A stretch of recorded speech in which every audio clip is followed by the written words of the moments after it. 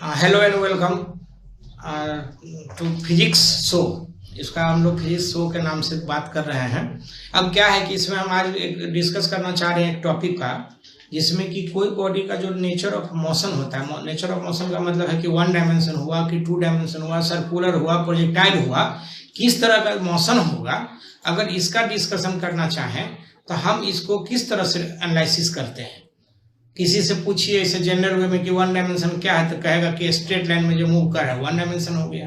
2 dimension क्या है, तो जो प्लेन में मूव करेगा या बहुत अच्छे से डिफाइन करेगा तो ये बोल देगा कि जिसका एक्स और वाई कोऑर्डिनेट जो है सब चेंज करेगा तो उसको 2 डायमेंशन बोलते हैं, वगैरह वगैरह। लेकिन ये बच्चा वाला डिफिनीशन है, ये डिफिनीशन गलत नहीं बोल सकते, लेकिन ये 9th-10th क्लास का जो है सो डिफिनीशन है। अब जो डिफिनीशन आपका है कि किसी भी बॉडी का जो मूव कर रहा है उसका अगर नेचर ऑफ मोशन की हम बात करें तो नेचर ऑफ मोशन हमारा कैसे होगा और कौन सा पैरामीटर्स ऐसा है जो नेचर ऑफ मोशन को डिसाइड करता है। ठीक है, तो जो डिसीजन होता है वो होता है वेलोसिटी और एक्सीलरेशन के बीच में जो एंगल होगा और उस एंगल की जो स्थिति होगी, मतलब एंगल का जो वैल्यू होगा वो ये बताएगा कि किस तरह का बॉडी का नेचर ऑफ मोशन है। तो हम लोग आज इस टॉपिक पर ही बात करते हैं कि नेचर ऑफ मोशन, जैसा कि हम लिख दिए हैं बोर्ड पे।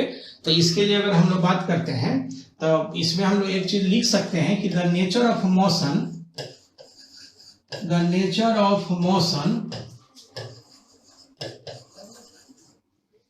Is decided by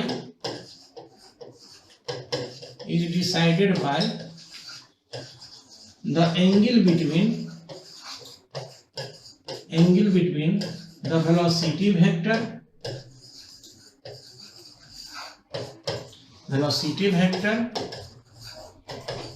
and the acceleration of the body। मतलब कहने का ये हो गया कि अगर हम लोग बात करें तो ये अगर एक्सीलरेशन मान लें और ये वेलोसिटी मान लें, बीच का एंगल लेटर से थीटा, तो इसके आधार पे जो है so nature of motion decide हो जाएगा। अब थीटा का वैल्यू किस तरह से क्या क्या है उसके अकॉर्डिंगली हम लोग नेचर ऑफ मोशन डिसाइड करते हैं। जैसे एग्जांपल के तौर पे हम लिखते हैं ना, अगर लिखेंगे तो जैसे पॉइंट इसमें कि इफ थीटा बराबर हो जाएगा 0 डिग्री और पाई मतलब 180 डिग्री, तो बॉडी का जो मोशन हो जाएगा वो स्ट्रेट लाइन हो गया। तो हम लिखते हैं then the motion of the body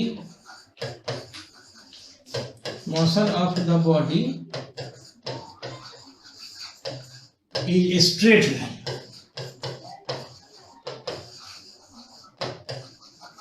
line. मतलब ये हो गया कि वेलोसिटी अगर इस डायरेक्शन में है और एक्सीलरेशन भी इसी डायरेक्शन में है, या हम इसको दूसरा बोल सकते हैं वेलोसिटी भी ऐसे है और एक्सीलरेशन अगर इस तरह से है उल्टा 180 डिग्री का एंगल होगा। यहाँ पे क्या है कि 0 डिग्री का हो जाएगा, यहाँ 180 डिग्री का होगा। इस केस में जो मोशन होगा वो स्ट्रेट लाइन होगा। ऑल्सो अगर हम इसमें और लिखना चाहें तो हम इसमें स्टार करके लिख सकते हैं कि इफ थीटा बराबर 0 the motion will be accelerated straight line। ये the motion will be accelerated straight line।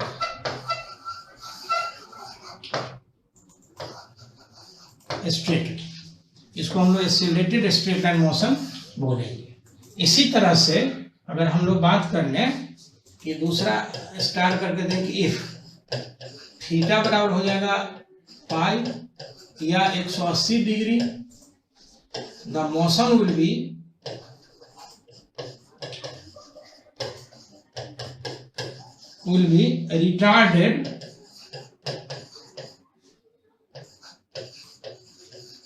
Retarded straight line.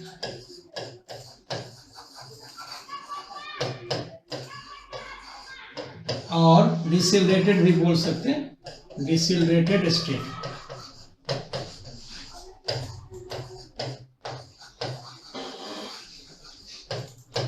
Straight line. मतलब कहने का यह है कि अगर बीच का एंगल मान वेलोसिटी और एक्सीलरेशन के बीच का एंगल अगर मान लेते हैं कि 0 डिग्री है तो उस समय स्ट्रेट लाइन होगा, एक्सीलरेटेड होगा। मतलब उस केस में जो है सो वेलोसिटी और एक्सीलरेशन मतलब एक्सीलरेशन जो है सो वेलोसिटी के वैल्यू को बढ़ाएगा, स्पीड के जो वैल्यू होगा उसको बढ़ाएगा। इसी तरह से अगर मान लेते हैं कि 180 डिग्री है तो ऑब्वियस है कि 180 डिग्री में मतलब कहने का यह है कि जैसे वेलोसिटी इस डायरेक्शन में हुआ और एक्सीलरेशन ऐसे हो गया, तो कहने की जरूरत नहीं है कि ये जो है सो रिटार्डेड एक्सीलरेशन माने स्ट्रेट लाइन मोशन होगा। इसी तरह से अगर हम लोग बात करना चाहें दूसरा पॉइंट में कि when theta is not equal to 0 और 180 डिग्री, अगर इस दोनों के अलावे कोई भी है तो the motion will be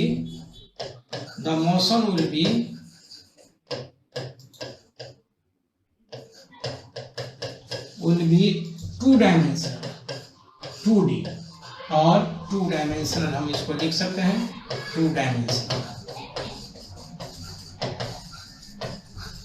motion जो है इसका 2 डायमेंशनल होगा। 2 डायमेंशन में बहुत सारा मतलब केसेस है। जैसे केसेस का मतलब जैसे 2 डायमेंशन में ये हो सकता है कि प्रोजेक्टाइल मोशन हो जाए, सर्कुलर मोशन हो जाए, सर्कुलर में भी यूनिफॉर्म सर्कुलर हो जाए, नॉन यूनिफॉर्म सर्कुलर हो जाए। तो हम लोग एक एक करके इसमें सारा चीज देखते हैं कि किस तरह से मोशन कैसे होगा।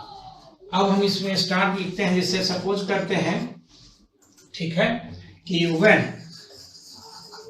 Theta is equal to 90 and always 90 degree, मतलब थीटा 90 है वेलोसिटी और एक्सीलरेशन के बीच का, और जैसे ये एक्सीलरेशन हो गया, ये हो गया वेलोसिटी, तो 90 डिग्री है वेलोसिटी और एक्सीलरेशन के बीच का एंगल, तो ये यूनिफॉर्म सर्कुलर मोशन हो जाएगा। तो हम लिखेंगे the motion will be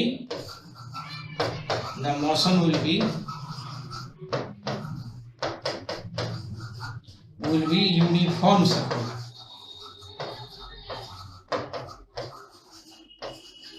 uniform circular. इसी तरह से अगर हम लोग बात करना चाहें तो इसमें लिखे फिर कि when theta will be 90 degree and variable, तो इस केस में 2 तरह का मोशन हो संभव है। एक तो क्या है कि जैसे हॉरिजॉन्टल प्रोजेक्टाइल जो होता है, तो अगर इसके लिए हम लोग बात करेंगे तो लेट अस से कोई बॉडी का वेलोसिटी v है और इस पे g डाउनवर्ड काम कर रहा है, तो शुरू में तो एंगल 90 डिग्री हो गया, लेकिन जो ही ये मोशन करेगा तो हर मोमेंट में एंगल जो है सो वेरी करेगा। जैसे यहाँ पे g काम करेगा और यहाँ पे वेलोसिटी वेक्टर का आ जाएगा, तो ये एंगल बदल जाएगा। इसका मतलब ये हो गया कि इस केस में अगर हम लोग बात करें तो इस केस में जो है सो हॉरिजॉन्टल प्रोजेक्टाइल हो सकता है या फिर नॉन यूनिफॉर्म सर्कुलर मोशन हो सकता है। या फिर नॉन यूनिफॉर्म का मतलब अगर मान लेते हैं कि ये जो है एक्सीलरेशन है और ये जो हो गया सो वेलोसिटी हो गया, स्वाभाविक है एक टेंजेंशियल एक्सीलरेशन अगर नॉन यूनिफॉर्म की बात करेंगे तो आएगा और एक नॉर्मल एक्सीलरेशन आएगा, तो रिजल्टेंट जो आ जाएगा एक्सीलरेशन का ये ऐसे आएगा। तो ये एंगल जो है सो हम अल्फा थीटा कुछ भी मान सकते हैं, थीटा मानते हैं अगर बाय दी वे, तो ये जो एंगल है सो हमेशा वेरी करेगा। मतलब 90 के अलावे अगर कोई एंगल होगा तो हम लोग वो डिपेंड करता है कि स्पीड का जो वैल्यू है, ये स्पीड जो होगा इसका मैग्नीट्यूड ये हो जाएगा वेरिएबल, तभी ये नॉन यूनिफॉर्म सर्कुलर मोशन होगा। तो कहने का मतलब ये हो गया कि अगर 90 डिग्री है थीटा और वेरिएबल है तो इसमें हॉरिजॉन्टल प्रोजेक्टाइल हो जाएगा, या 90 के अलावे कोई एंगल है, ठीक है ना, तो ये जो है सो सर्कुलर मोशन माने नॉन यूनिफॉर्म सर्कुलर मोशन भी हो सकता है, ठीक है। अगर इसके अलावा अगर कोई जनरल हो, जैसे तीसरा पॉइंट लिखते हैं कि व्हेन थीटा बराबर एनी एंगल, थीटा बराबर अगर लिखते हैं तो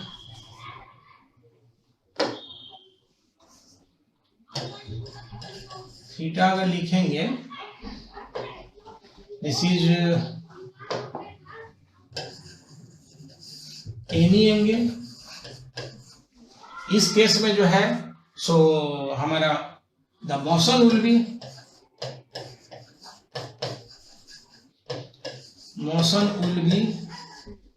प्रोजेक्टाइल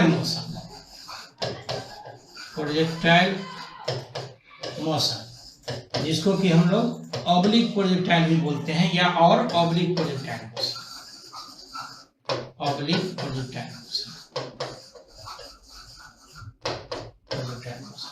मतलब एक लाइन में ये हो गया कि नेचर ऑफ मोशन जो डिसाइड करेगा, वो डिसाइड करेगा angle between the velocity and acceleration vector. बस यही डिसाइड कर सकता है किस किस तरह से किस किस कंडीशन में कैसे हो गया। एक सिंपल सा ब्रीफ है ये, मतलब हम ये बताना चाह रहे हैं कि किसी भी बॉडी का अगर मोशन हम बात करेंगे कि नेचर ऑफ मोशन किस तरह से होगा, तो वो आपका angle between velocity and acceleration बताएगा। ठीक है, ये नेचर ऑफ मोशन के बारे में एकदम ब्रीफ में आइडिया था, क्योंकि हम जी मेंस क्वालिफाइड बच्चों का क्लास ले रहे हैं, तो इसलिए इसमें जो है सो बहुत ज़्यादा डिटेल्स लिखने की जरूरत नहीं है। ठीक है ना, एक आइडिया हो गया। ठीक है, थैंक यू। दोस्त की जब थीटा बराबर जो था वो ऑलरेडी डिस्कस कर लिया है। थीटा बराबर जब एनी एंगल था, एनी एंगल, तो ये ऑब्लिक प्रोजेक्टाइल मोशन हो रहा था। तो ऑब्लिक प्रोजेक्टाइल का मतलब सिंपल है कि अगर इसको फिगर से दिखाना चाहें तो कुछ इस तरह से हम लोग दिखा सकते हैं। अब यहाँ पे जो एक चीज देखो गौर से कि जी डाउनवर्ड काम कर रहा है और वेलोसिटी जो प्रोजेक्शन जो होगा सो ये इस तरह से है। स्वाभाविक है, प्रत्येक मोमेंट में जी इधर है, जी तो हमेशा वर्टिकली डाउनवर्ड होगा, लेकिन ये जो बीच का एंगल, जैसे अगर ये थीटा है तो ये बीच का एंगल 90 प्लस थीटा हो जाएगा शुरू में, ये फिर थीटा बदल रहा है, यहाँ वेलोसिटी कुछ और होगा। अगर हम यहाँ बात करना चाहें तो वेलोसिटी का वैल्यू चेंज करेगा और ये कुछ ऐसा होगा, मतलब एंगल दिखाई दे रहा है। ये हम लोग अल्फा बोले, ये बीटा बोले, वगैरह वगैरह, मतलब एंगल वेरिएबल है, तो हम इसको जो बोलते हैं प्रोजेक्टाइल मोशन बोलते हैं। ठीक है, और ये तब क्या होगा कि कोई भी एंगल होगा, कोई भी एंगल का मतलब 90 plus theta and so on, theta का वैल्यू हो सकता है 30 डिग्री हो जाए, 60 डिग्री हो जाए, 90 डिग्री, लाइक दैट, माने इस तरह से हम लोग बात कर सकते हैं। अगला पॉइंट में हम लोग ये बात कर सकते हैं, नोट करके हम लिखते हैं कि व्हेन, पहला point, when the moving body has, moving particle body जो भी कहना चाहो, particle has constant velocity, constant velocity and that is, constant velocity का मतलब हो गया that is no acceleration, no acceleration. In this case, the motion will be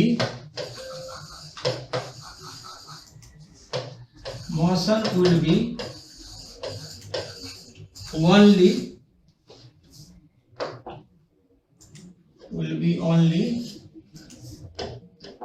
the motion will be only one dimension.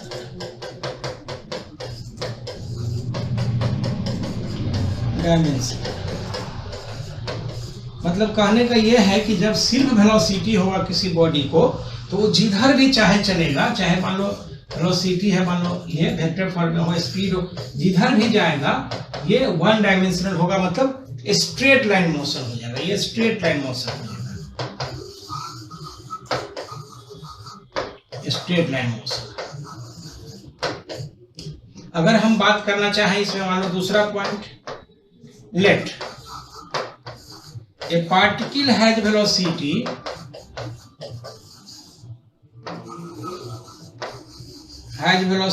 Scalar form में हम लिखते हैं 10 metre पर second, the motion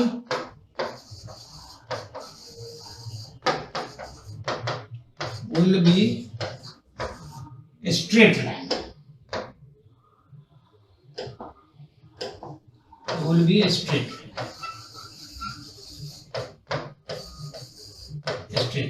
अगला पॉइंट हम लोग देखेंगे।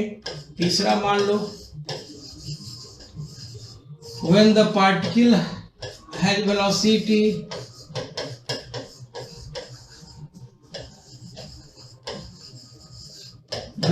like h, जैसे मान लो किसी का वेलोसिटी कुछ ऐसा है, v बराबर है 4i कैप, कहने की जरूरत नहीं है, और v बराबर हम बोल दें या v डैश बराबर बोल दें 4i कैप प्लस 3j, ठीक है। और v कोई another velocity v double dash बराबर बोल दे 3i plus 4j plus 4k।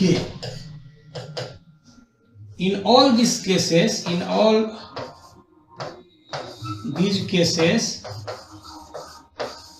the motion will be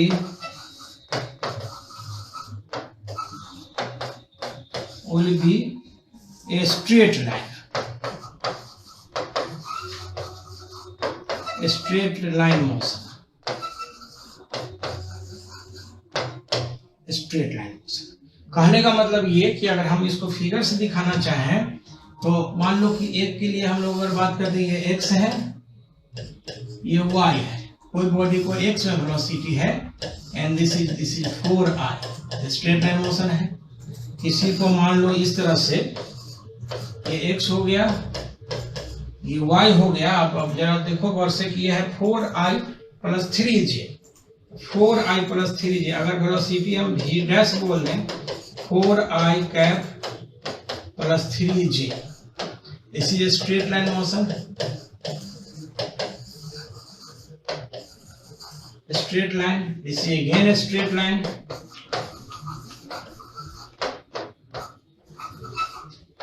straight line। and also अगर लिखना चाहें हम तो अगर 3 डायमेंशन में बात यूं करना चाहें, ये x, ये y और ये z है। अब इसका देखो वेलोसिटी का क्या है value, 3i plus 4j plus 5k। Let us से कि ये जो हो जाएगा कुछ इस तरह से स्पेस में 3i plus 4j, 3i plus 4j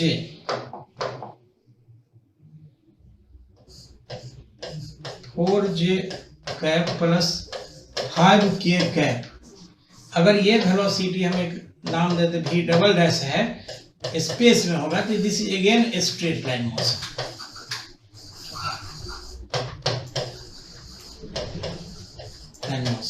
मतलब मेरे कहने का मतलब यह है कि दो चीजें हैं इसमें, ठीक है। एक बात तो यह है कि जो वेलोसिटी और एक्सीलरेशन के बीच का एंगल होगा वो डिसाइड कर लेगा, ठीक है, कि स्ट्रेट लाइन मोशन होगा, 2 डायमेंशनल मोशन होगा, कैसा होगा। और एक चीज क्लियर है इसमें कि अगर एक्सीलरेशन नहीं है किसी पार्टिकल को, सिर्फ वेलोसिटी है या स्पीड है, तो ये सर्टेनली स्ट्रेट लाइन मोशन ही होगा।